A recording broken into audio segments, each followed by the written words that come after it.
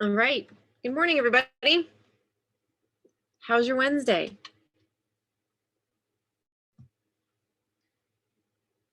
Brianna, how are you doing? You're good? Yeah, I'm good. I'm in Thomas right now, so it's kind of weird. You surviving the last 2.5 weeks? Yeah, barely. I think this is Barely? like super rough week, hopefully. Yeah, Yeah. that's good. Hey, Joseph, how are you? Doing well?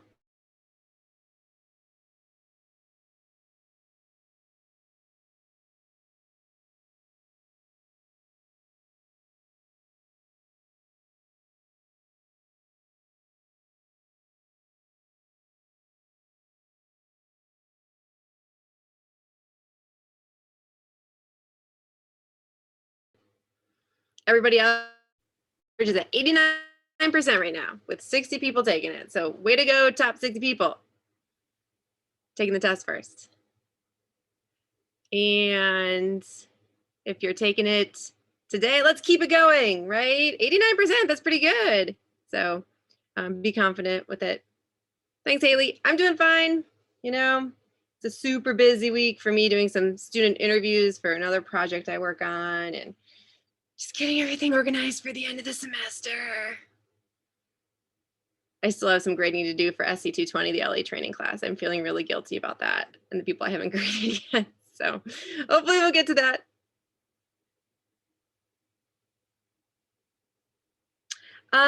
The test is actually open until 11 p.m. tonight. So the scores will be released after everyone has a chance to take the test, Samuel. So probably sometime on Thursday once we look it over. Doesn't seem to be any problems though. It's looking pretty good. So any other questions about the test? Yeah, no worries, no worries. All right. Well, we have some endocytosis to talk about today. We have a super exciting worksheet about macropinocytosis. So hopefully you saw that posted, worksheet 24 we'll get to today. So I'll switch back over to our PowerPoint here.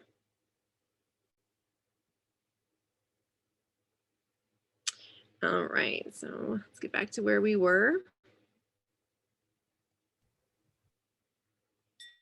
Might be nice to, do I have that recapped? I was gonna say, it might be nice to recap that. I think it's coming up anyways, so. Okay, this is where we were.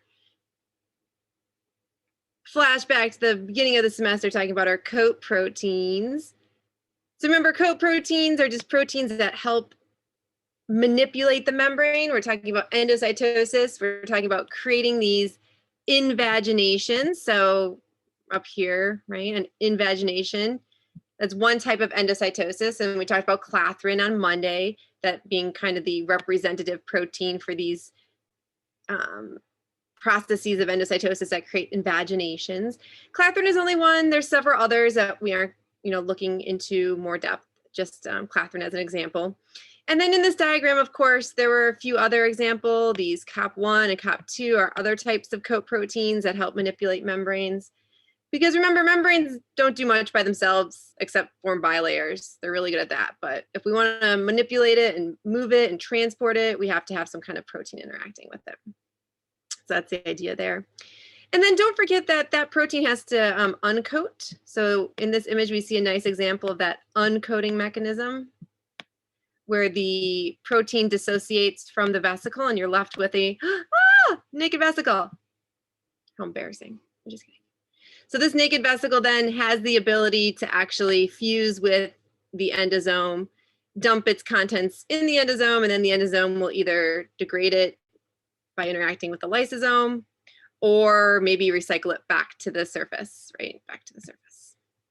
So it's a little bit reminder of where we were looking at the stuff. But one of the things missing in this image, right, is how the vesicles actually move. They're not just randomly diffusing like many molecules do. These are structures, and they actually are going to be transported on the cytoskeleton. So we need to talk about that for a second here, right? So we got to add in these cytoskeleton elements. So here is a flashback from motility, because surprisingly, motility and endocytosis are related because we are kind of manipulating the membrane and most cases. So here we have a cell that's migrating. We have an arrow representing its directionality, and we have two different structures labeled A and B in this image. So based on what you all know about polarized cells and the cytoskeleton, where would you expect myosin to be playing a major role in this cell, right? Near region B or near region A, and why?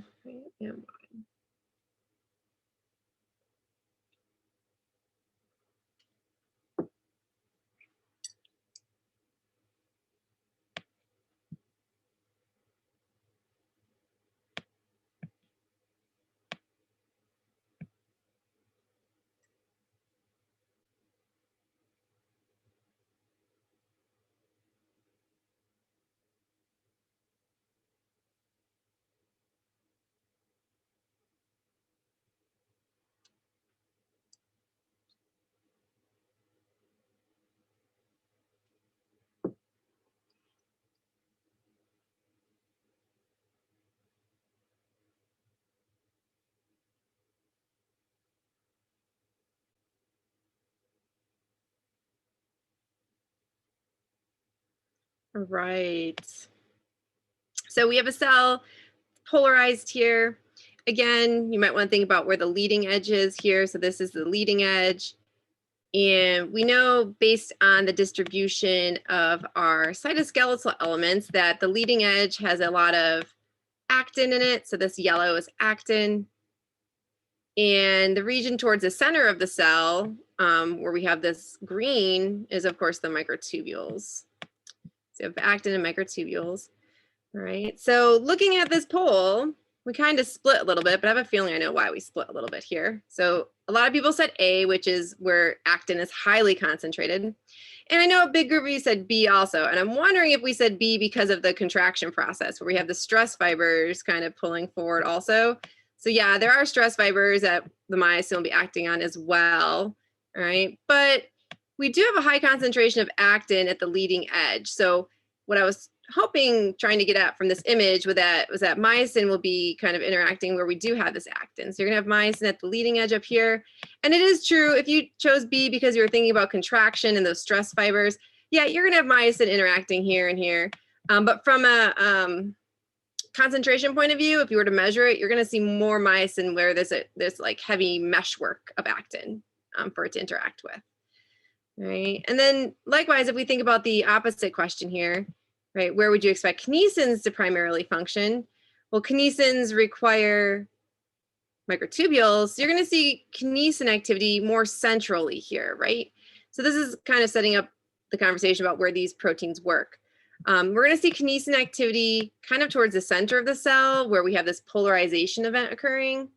And then we're going to see actin acting more peripherally, right? There are exceptions along these stress fibers, but more peripherally, the actin is going to be acting, myosin is going to be acting where there's a higher concentration of actin.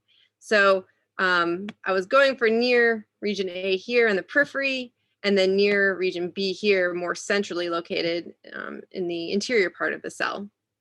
And this is the typical cytoskeleton pattern that you'll see in cells. Even if the cell is not migrating, this tends to be the pattern. That actin is more concentrated on the peripheral part and microtubules are more concentrated internally, just kind of like what this cartoon is saying. And research does support this distribution, and the distribution corresponds where research has found the most activity of the different types of motor proteins. All right, so in this next image, we'll see a research or an image from a research paper examining the location of motor protein function. So remember, our motor proteins, we have 3 different types: kinesins, dyneins, and myosin.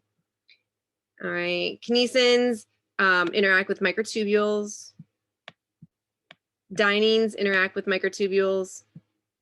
And of course, myosin interacts with actin.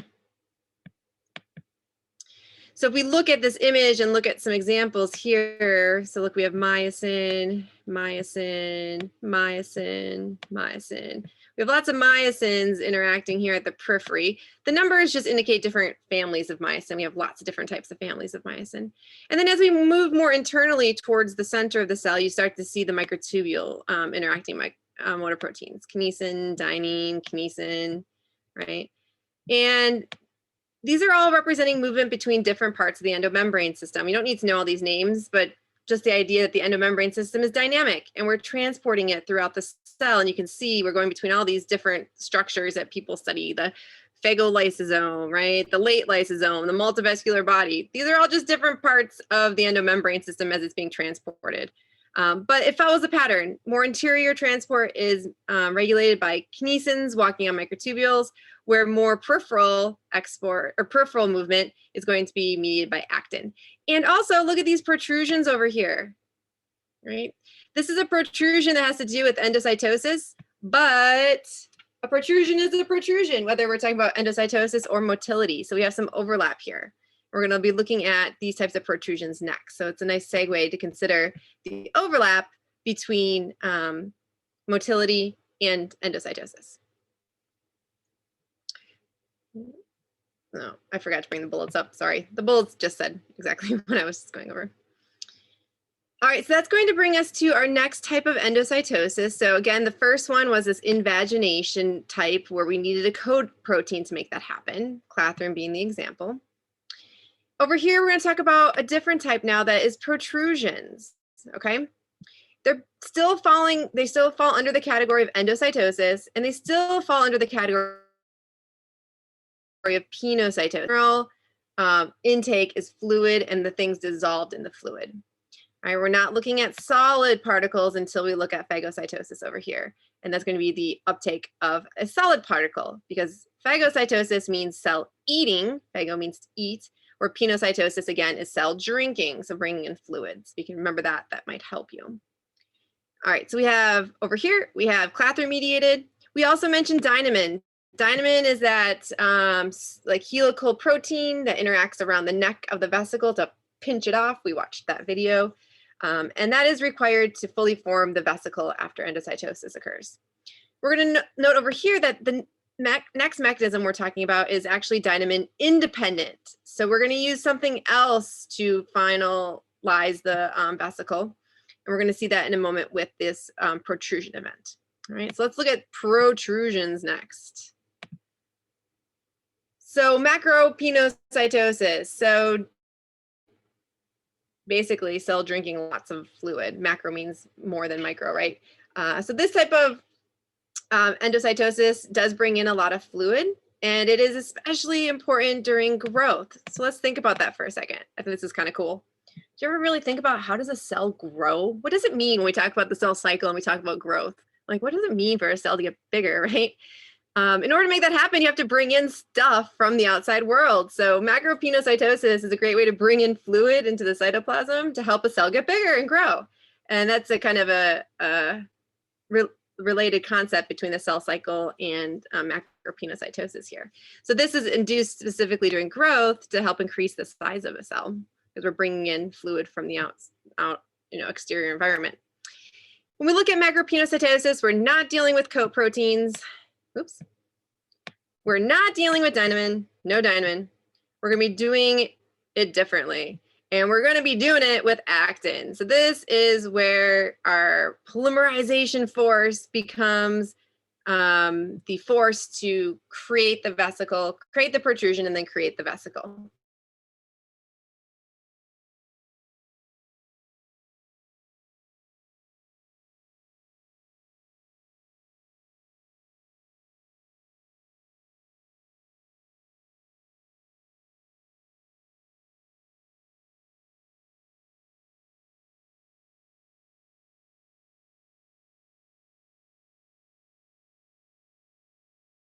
So what you see in this image over here, we have lamellipodia. We have these things called circular ruffles. We have things called blebs.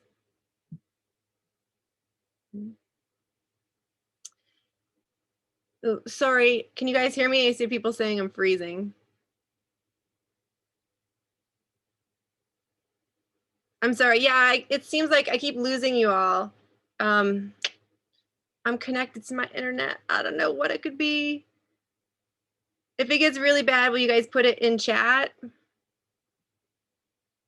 mean, the only thing I can think about doing is restarting the Zoom session, but I don't know if that's worth trying.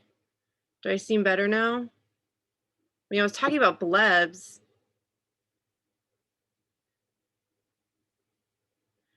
Okay, well, if it gets bad, please just throw it in the chat so I can tell. It's hard for me to tell. Okay, pretty good. Let me know. Yeah, so this macropinocytosis, being clathrin and dynamin independent, needs a different type of force to create the vesicle. Because remember, membranes don't do things by themselves. They need a protein to manipulate it. So in this case, actin is going to be our manipulating protein. It's going to be similar to motility. We're going to have actin polymerizing and creating extensions in the cytoplasm, pushing against the membrane. That actin polymerization is actually going to create the protrusion that we see up here. And there's several different types of protrusions, right? Some protrusions are flat and broad. Some are circular, like this coming out at you. Some are these bleb-like irregular shapes. But in all cases, what's going to be happening is that actin is providing the force by polymerizing. And remember that polymerization, right, requires ATP.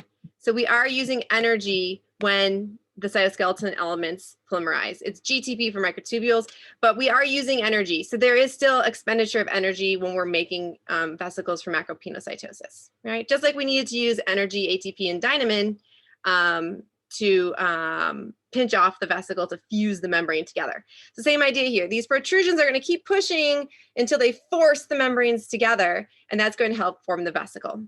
So again, looking at this image, we have different time points, time point 1, 2, and 3. We're going to have protrusions form. We're going to extend that actin. And eventually where these stars are here, you're going to see you're going to have vesicle fusion. And that's, again, being driven by actin polymerization. So that's going to force those membranes together. We're going to overcome that repulsion of the phosphate heads. We're going to expel the water and force those bilayers together. And in the end, no matter what shape we started with, we end up with vesicles with fluid and dissolved material inside of it. Yeah, so Nicholas, I cross out clathrin and I cross out dynamin just to emphasize that we are not using them in this process, right? There's no clathrin involved, no coat proteins, and there's no dynamin. Everything is dependent on the force from actin polymerization. So that's a big difference between these forms of endocytosis. Their mechanisms are completely different, even though they end up producing a vesicle filled with fluid, right? So even though the final result is very similar to what we saw with clathrin mediated. And because this is used for times of growth, there's typically little specificity involved with what's being brought up, right? If a cell wants to grow, it's kind of just trying to get fluid inside the cytoplasm.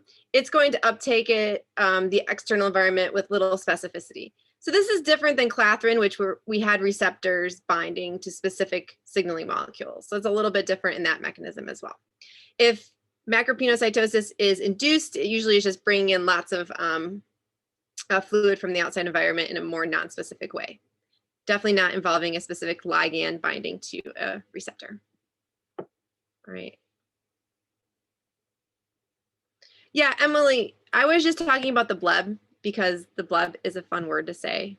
And the bleb is just a different shape that can occur with actin polymerization. So the actin is kind of being favored on this side. And as the actin polymerizes, it's going to eventually still form a vesicle. These are just different shapes scientists have identified associated with macropinocytosis. So there's a lot of variety in how the actual vesicles take on their form. Am I still coming through okay? Or am I cutting in and out again? Joseph, you say okay? All clear? Okay, cool. All right, again, let me know if it gets bad again. I don't know what that was. Okay. So how do we manage macropinocytosis? All right. And this is a great worksheet because it's going to make you feel so smart because there's so much on here you already know. And we're going to put it all together and kind of look at all the different things that we've learned this semester so far. Right. So this is a complicated pathway, but that's okay. This is one of our goals is to look at how pathways kind of diverge and can have multiple functions rather than kind of just one linear one we've been thinking about. Let's think about one that has many different paths, many different branches, and can have different results, right? So this one, you're going to not panic, and you're going to look at it, and you're going to look at the key, and you're going to start to label and recognize things that you know. Okay. So we're going to work on this. Let's see, what time are we at right now? So first of all, Madison Green cannot be here today.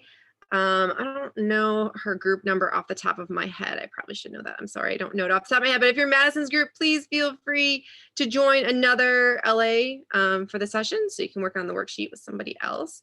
So let's give ourselves plenty of time to go through and ask questions about endocytosis in general, about the worksheet. So it is 26, so 14 minutes, 9:40.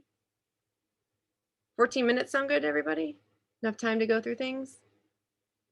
All right. Oh, we just lost. Yeah, so let's go to our groups and come back around 9:40. If you get done earlier, feel free to come back earlier.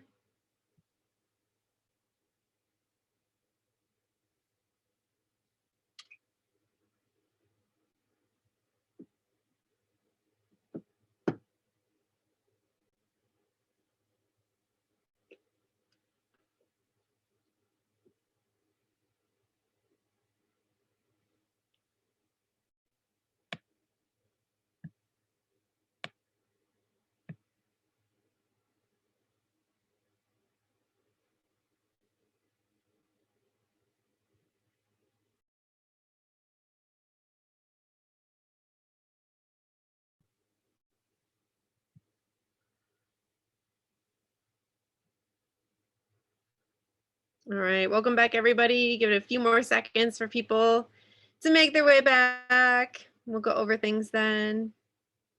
Who didn't I talk to yet? Nicole, welcome back. How'd your group do, Nicole? They did really well with it. Yeah, I think the only thing that they didn't really remember was for like the PLC pathway. Dang, how can people forget about PLC? It's such a cool enzyme. That's okay. Thanks, Nicole. Emma, how'd your group do? Pretty good. We got through everything. Awesome, awesome. All right, give it a few more seconds. Make sure people make their way back. We can go over anything we like in here. All right, how about from the students? I heard from the LAs. Students, how'd you do? Anything super confusing, super not understanding? Did anyone feel like they've learned something this semester? Please, somebody just lie to me that you feel like you've learned something this semester from this worksheet. No, nothing? Yes. I feel like my chat is broken. Come on, chat. All right, so we can run through this just to make sure everybody's on the same page with things. It seemed like the LAs all unanimously said nobody remembers question 4. Oh, it tears at my heart. So let's look at question 4. It's okay. We have to go all the way back to week 6 for this, right? So we talked about signaling, all different fun things going on in this pathway, but there were some things I was hoping people would remember and we could talk about from previous weeks, right? So PLC and DAG. PLC. If I write it out, do we trigger any memories, right? Anything coming back to you yet? Right. Phospholipase C. Phospholipase C will interact with the phospholipid PIP2 to make IP3 plus DAG. Right? And hopefully you're thinking, oh, I know those things. Come on, right? These are our secondary messengers.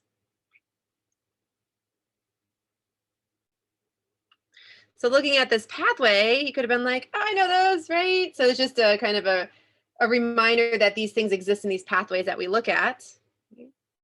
And we wanted to remember that IP3 actually can interact, with kinases to help activate kinases. So let's help to activate them. Right, and that's kind of the idea of the signal transduction pathway. We are creating a second message that can activate another kinase, which will keep spreading the signal, right? So in this pathway, the phospholipase C and the DAG were represented right here. They didn't show IP3 in this. maybe it doesn't play as important role as the DAG does. So we'd have to look up the pathway specifically. Does this trigger any, past information in anyone's brain now? See, you guys know this. All right, so according to the diagram, what do actin modulation and micropenosome closure? So what is, or macropenosome? Macropenosome is just another name for the vesicle that's formed. Sometimes they call them zomes, which just means a body, and they name them after the type of endocytosis. So macropenosome is the same as the vesicle that is formed during endocytosis.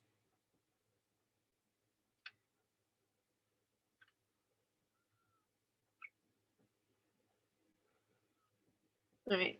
So in order to answer this question, we wanted to kind of look at this pathway. I know it was a little bit more complicated, but it has these branches on them, and that's kind of where we want to think about it. So it's asking, what does actin modulation and macropenosome closure have in common? So if we go backwards up the chart, you can see there's a split, right? But starting here, we actually have a lot of things in common. So kind of this major branch in the middle here is actually a pathway that's going to be triggered. There's branches off of that pathway for different things. But in the end, activation of this PAK1, which is a kinase, K for kinase, is going to affect both final results, right? So this is kind of a common pathway. Once we branch, though, these things are more specific over here to macropenocytosis, these things more specific over here to actin modulation. So we do have some differences, but we do have a common kind of pathway. And it makes sense because in order to actually form a protrusion and undergo macropenocytosis, we need actin. So it does make sense that these two are kind of working together, right, in these pathways.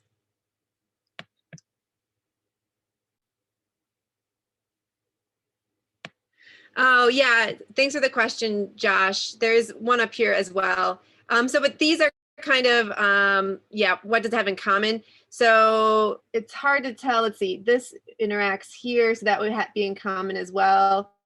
This interacts here. This one is over here on its own. So there's not really much affecting that one. But yeah, I was meaning this one down here just because it was more in line with the actual process. So you could look at both of them and still kind of come up with the same answer.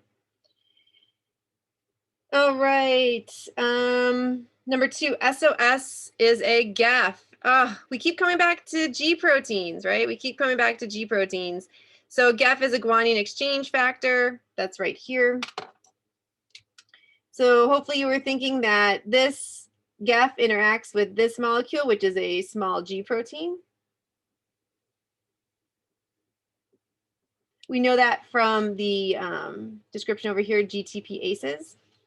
So a GAF is going to allow the small G protein to exchange GDP to GTP to activate it, right?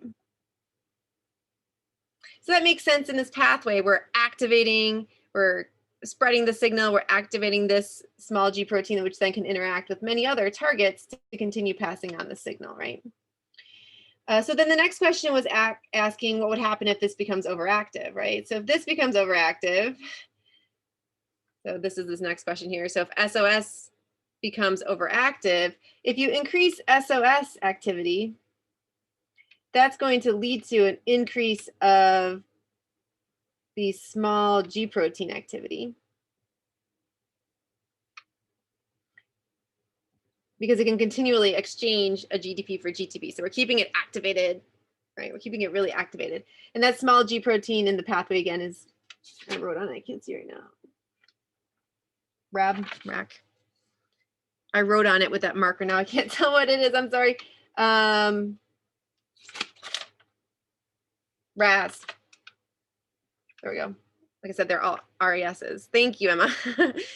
And if that is going to be overactive, that means everything after downstream, right? Think about upstream, downstream, everything downstream from RAS is going to be overactive as well, right? We're going to really ramp up everything. So in the end, we're going to have increased macropenosome closure. We're going to have increased actin modulation. We're going to have increased trafficking. So we kind of upregulate everything associated with that pathway by changing that one point in regulation.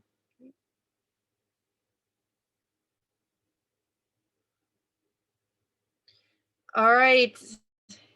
Questions about the worksheet, or I do have some poll questions to practice. We up for the poll questions, or do we need to see anything else on the worksheet here?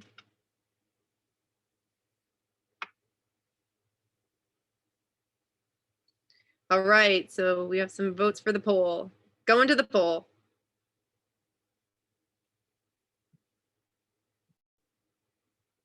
All right, so let's do the first one. The first one is a 2-pointer. Look at this diagram. What do you see?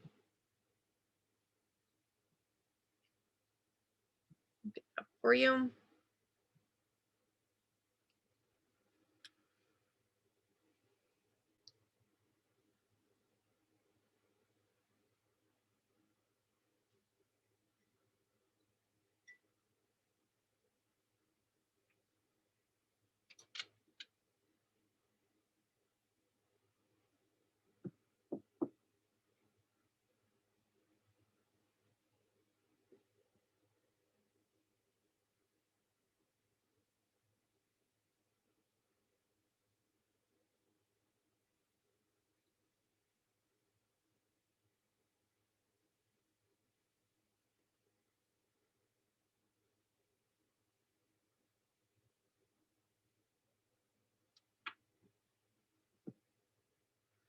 All right, so as a 2-pointer question, this is again kind of just being able to read and interpret the legend, the diagram, signaling pathways in general. So we know from looking at this that there are actually more than one of these listed that play a role. We know in the legend that we talked about these small G proteins, which are GTPases, and we also mentioned some kinases. There's no phosphatases actually listed in the legend. So I don't know if there's any actually involved in this pathway. According to this signaling pathway, there are not. So that one would not be a choice. Right? So 2-pointer. All right, let's identify a component of the signaling pathway and figure out what it does. So PAC1, what is PAC1 doing in this pathway? PAC1 is a kinase, that K for kinase. And you know, what's cool about this pathway is if you're interested in any of these proteins in more depth, if you're like, I really want to know what PAC1 does, it's like so fascinating to me, you can go on Wikipedia and it'll show you, look, there's PAC1, and you can actually read about what it's doing. You know, with Wikipedia at your fingertips, you can learn about any one of these effectors in this pathway. So PAC1 is a kinase, as we already expected.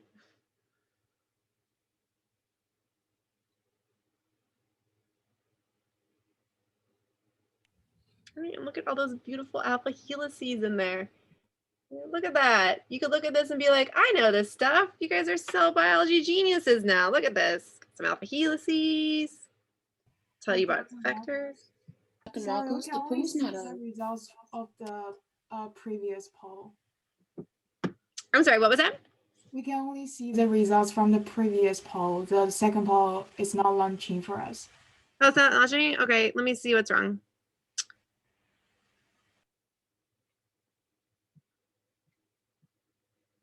Did that clear it? I just redid it. Yeah, it's launching now. Thank you.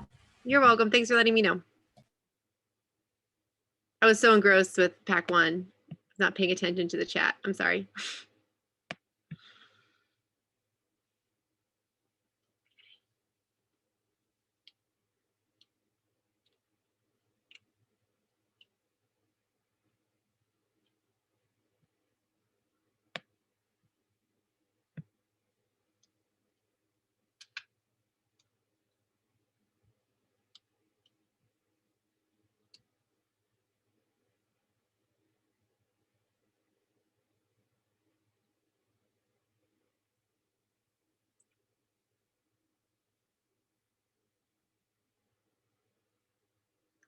All right, everyone get an answer in.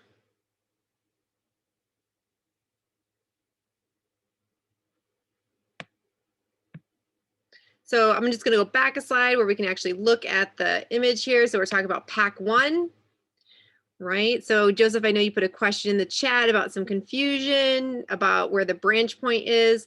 So if we follow this pathway here, RAC1 was, you know, Joseph was asking about RAC1, and RAC1 definitely is going to play a role in both directions. And then if you follow down though, right, pack 1 is right here.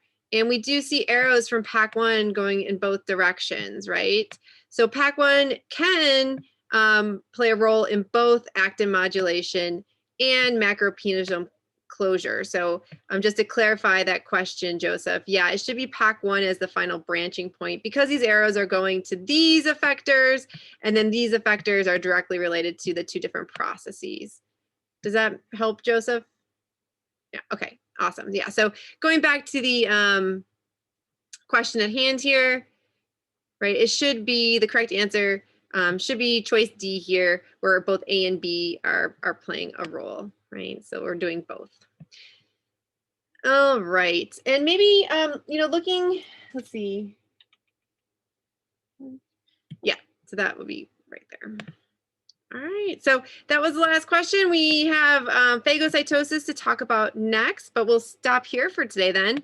And if there's any other questions, I see something in chat. Was pack 1 the answer to question 1 on the worksheet then? Yeah, so for the answer for the worksheet, let me go back to the image, Elizabeth. So for the answer in the worksheet, I would highlight everything that is common. So kind of like this major stem right here are all, you know, part of the pathway that eventually branches and leads to other things. Now you have branch parts earlier, right? Now for macropenocytosis, if we're going to include all of them, right? If we are going to include macropenocytosis, we have to go all the way up to RAS because that's where that branch point is to include macropenocytosis. But if we're just talking about actin modulation and macropenosome closure, we have a longer kind of common pathway here in the middle. I hope that makes sense, Elizabeth. Thank you. Sure. All right. Thanks, everybody. Make sure to get your worksheet handed in. And again, happy to stick around. Good luck if you still have the test to take today. You can do it. Let's keep our average at 89. Thanks, everybody. All right. Thanks, Dr. Malkos. All right. See you, Joseph. No problem.